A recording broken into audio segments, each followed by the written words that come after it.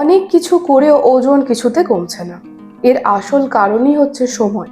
আপনি কি খাচ্ছেন সেটা যেমন ইম্পর্টেন্ট, সেরকম কখন খাচ্ছেন সেটাও কিন্তু ইম্পর্টেন্ট।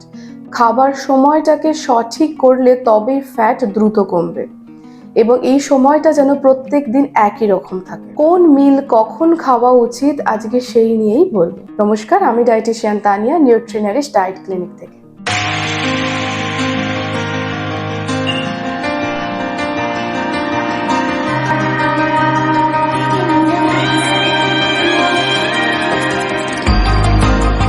প্রথমে আসি ব্রেকফাস্ট বা জলখাবারের কথায়। ঘুম থেকে ওঠার 2 ঘন্টার মধ্যে জলখাবার খেতে হবে। এই ব্রেকফাস্ট যেন হয় কমপ্লেক্স কার্বোহাইড্রেট, প্রোটিন এবং ভিটামিন মিনারেল সমৃদ্ধ। তবে যাদের চা খাওয়ার অভ্যাস, যেন সেই চা আর জলখাবারের মধ্যে ব্যবধান থাকে 1 ঘন্টা, নাহলে খাবারের আয়রন অ্যাবজর্পশন অনেক কম হবে। এরপর আসি দুপুরের খাবারে।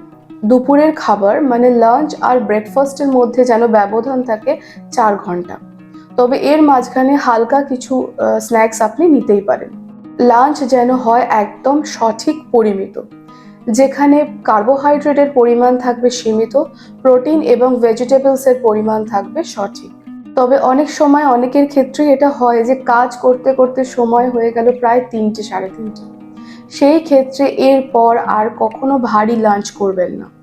যদি 3টে, সাড়ে 3টে বেজে যায়, সেই ক্ষেত্রে হালকা কিছু দিয়েই নিজের লাঞ্চ সারতে হবে। এরপর আসি রাতের খাবারে। রাতের খাবার যেন অবশ্যই 8:30 থেকে 9টার মধ্যে কমপ্লিট হয়ে যায়। আর খেয়াল রাখতে হবে রাতের খাবার যেন হয় হালকা কিছু, মানে যেটা হজম তাড়াতাড়ি হয়ে যাবে।